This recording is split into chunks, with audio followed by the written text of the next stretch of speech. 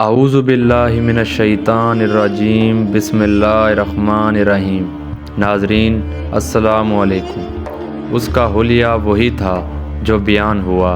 اللہ کا فرمان سچا ثابت ہو گیا کہ ہم نے اس کو نشانی بنا کر باقی رکھا ہے۔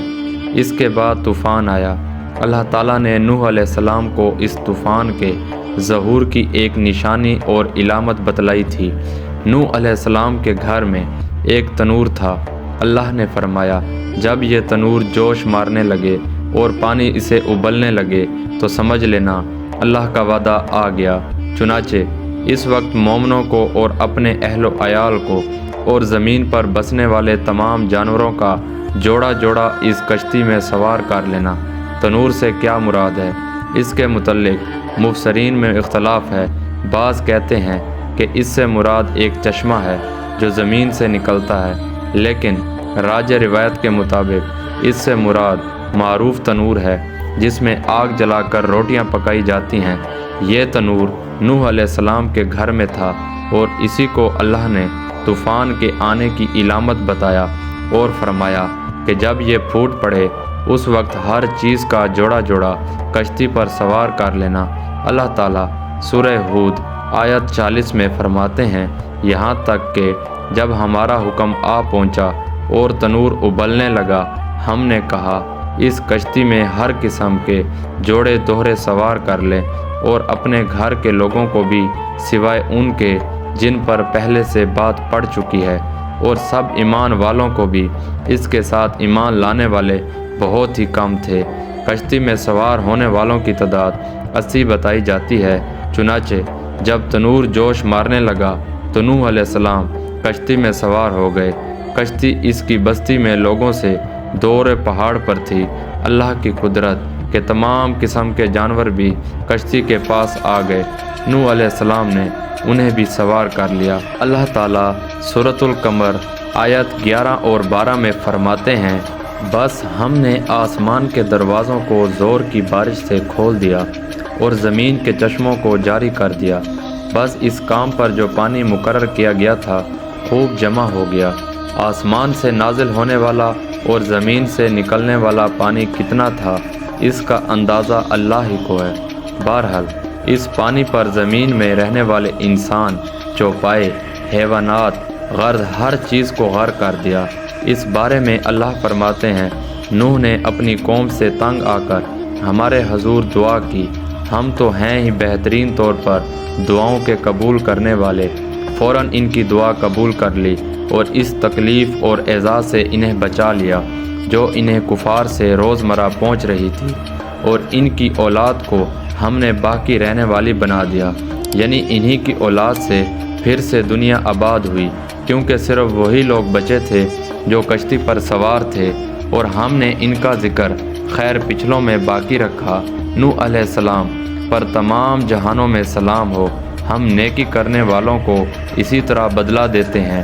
وہ ہمارے ایماندار بندوں میں سے تھا، پھر ہم نے باقی سب کو غرق کر دیا۔ اللہ مزید فرماتے ہیں، جب پانی میں طغیانی آ گئی تو اس وقت ہم نے تمہیں کشتی میں چڑھا لیا تاکہ اس کو تمہارے لیے نصیحت اور یادگار بنا دیں، تاکہ یاد رکھنے والے کان اس کو یاد رکھیں۔ یعنی پانی اتنا زیادہ ہو گیا کہ اس سے تمام شہر، بستیاں، انسان اور جانور غرق ہو گئے، یہاں تک کہ پانی بلند پہاڑوں سے بھی اونچا ہو گیا، اور اتنے بلند پانی پر یہ کشتی نوح علیہ السلام اور ان کے ساتھیوں کو اپنے دامن میں سمیٹے اللہ کے حکم سے، اور اس کی حفاظت میں پہاڑ کی طرح رواں دواں تھی، ورنہ اتنے طوفانی پانی میں کشتی کی حیثیت بھی کیا ہوتی ہے۔ نوح علیہ السلام کشتی میں سوار ہوئے اور انہوں نے اپنے ساتھیوں کو حکم دیا کہ وہ یہ دعا پڑھیں، اللہ ہی کے نام سے اس کشتی کا چلنا اور ٹھہرنا ہے، یقیناً میرا پالنے والا بڑی بخشش اور رحم والا ہے۔ یہی اللہ کا حکم آپ کو تھا کہ جب تم اور تمہارے ساتھی ٹھیک طرح بیٹھ جاؤ تو کہنا سب تعریف اللہ ہی کے لیے ہے جس نے ہمیں ظالم لوگوں سے نجات عطا فرمائی، اور کہنا کہ اے میرے رب مجھے بابرکت اتارنا اور تو ہی بہتر اتارنے والا ہے۔ اللہ تعالیٰ نوح علیہ السلام کو نصیحت کر رہے ہیں کہ اللہ آپ کو اور آپ کے اہل کو نجات عطا فرمائیں گے۔ کشتی میں نوح علیہ السلام کے کافر بیٹے کے علاوہ تمام گھر والے سوار تھے۔ آپ کے کافر بیٹے کا نام کنان تھا۔ وہ ایک طرف کھڑا تھا۔ نوح علیہ السلام نے اسے پکارا، میرے بیٹے اس کشتی میں آ جا اور کافروں کا ساتھی نہ بن۔ لیکن اس بدبخت نے کہا، میں ابھی کسی پہاڑ کی چوٹی پر پناہ لے لوں گا جو مجھے اس پانی سے بچائے گی۔ نوح علیہ السلام نے کہا، آج اللہ کے حکم سے کوئی بچانے والا نہیں مگر وہی جس پر اللہ رحم کرے۔ باپ اور بیٹے کے درمیان ایک گفتگو جاری تھی کہ ایک طوفانی موج نے اسے اپنی زد میں لے لیا اور اسے غرق کر دیا۔ تو نوح علیہ السلام سے اللہ نے وعدہ کر رکھا تھا کہ اللہ تعالیٰ اس کے اہل کو نجات عطا فرمائے گا۔ چنانچہ جب آپ کی آنکھوں کے سامنے آپ کا بیٹا غرق ہو گیا تو وہ پکار اٹھے، اے اللہ، میرا بیٹا میرے گھر والوں میں سے تھا اور تو نے مجھ سے وعدہ کیا تھا کہ میرے گھر والوں کو نجات عطا فرمائے گا، اور تو تمام حاکموں سے بہتر حاکم ہے، لہٰذا ناممکن ہے کہ تیرا وعدہ پورا نہ ہو۔ واضح ہو کہ نوح علیہ السلام کا اپنے بیٹے کے بارے میں بات کرنا بطور استفسار تھا، بطور بحث نہیں تھا۔ آپ وضاحت چاہتے تھے۔ اللہ تعالیٰ نے فرمایا، اے نوح، وہ تیرے اہل سے نہیں تھا کیونکہ وہ کافر تھا۔ کفر نسب کو ختم کر دیتا ہے۔ ایک مومن کا دوسرے مومن سے تعلق ایک مسلمان بھائی کے کافر بھائی سے تعلق سے زیادہ بڑا ہے، اور حقیقی اخوت وہ ہے جس کی بنیاد ایمان پر ہو۔ کفر تو نسبی تعلق کو کاٹ دیتا ہے۔ اس لیے اللہ نے یہ نہیں فرمایا کہ وہ کافر ہے، بلکہ یہ فرمایا کہ وہ تیرے آل سے نہیں ہے۔ ہمارے لیے بھی یہی حکم ہے۔ کسی مومن کا کافر کے ساتھ رشتہ نہیں ہو سکتا۔ اس کے ساتھ اللہ نے نوح علیہ السلام کو نصیحت فرمائی کہ آپ ہرگز وہ چیز نہ مانگیں جس کا آپ کو مطلقاً علم ہی نہ ہو، اور ہم آپ کو نصیحت کرتے ہیں کہ جاہلوں میں اپنا شمار کرانے سے باز رہیں۔ جب نوح علیہ السلام یہ بات جان گئے کہ ان کا سوال واقعی کے مطابق نہیں تھا تو فوراً اس سے رجوع کر لیا اور اللہ تعالیٰ سے اس کی رحمت اور مغفرت کے طالب ہوئے۔ اس موقع پر انہوں نے دعا کی۔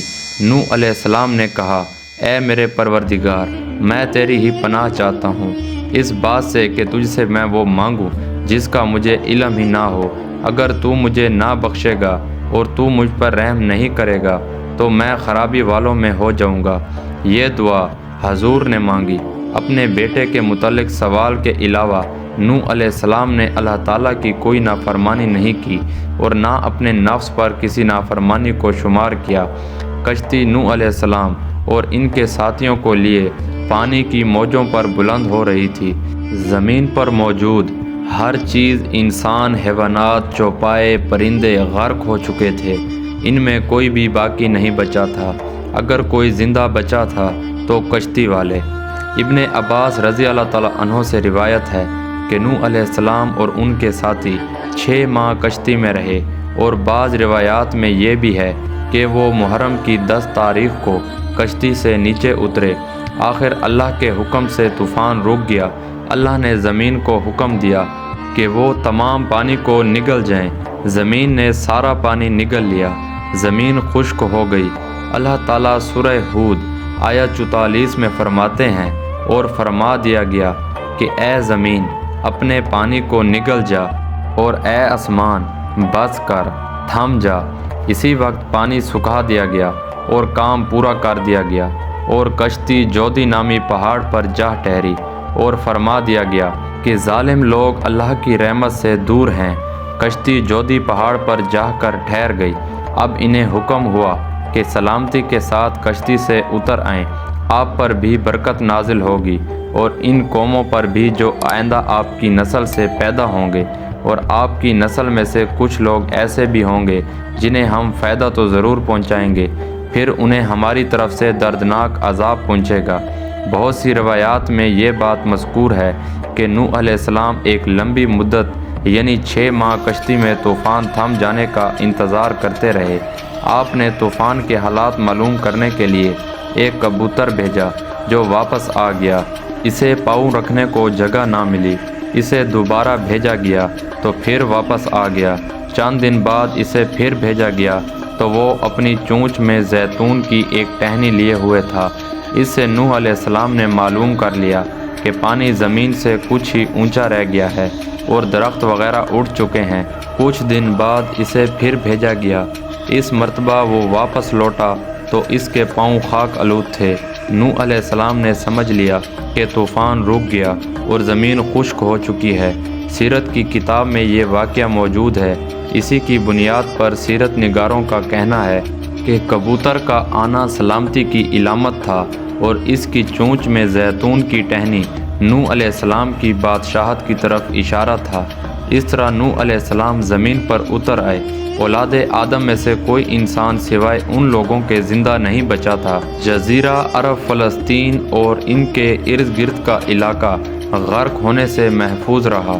ان کے علاوہ تمام زمین غرق ہوئی تھی۔ سب کے سب طوفان کی نظر ہو گئے تھے۔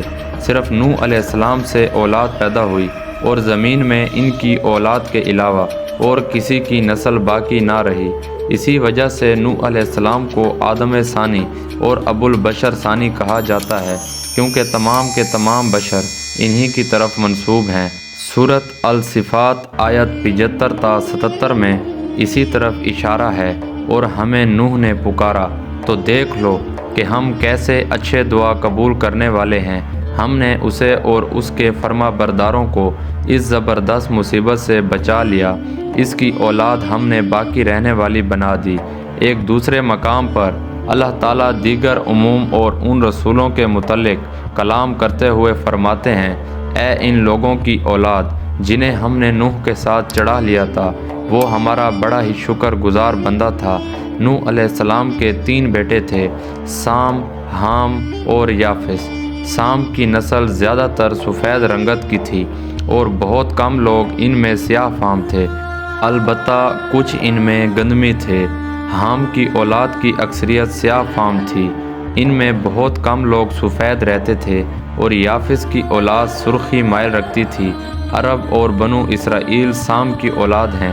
تمام حبش حام کی اولاد ہیں۔ ترک اور مشرقی ایشیا کے لوگ یافس کی اولاد ہیں۔ طوفان کے بعد نوح علیہ السلام اللہ کے بندوں میں 350 سال تک زندہ رہے، اور وہ اللہ کے قول عبدن شکورن کے مصداق تھے۔ پھر نوح علیہ السلام فوت ہو گئے۔ راجہ ترین روایات کے مطابق آپ مکہ میں دفن ہوئے۔ ایک دوسری روایات کے مطابق آپ لبنان میں دفن ہو گئے۔ اللہ اللہ اللہ اللہ اللہ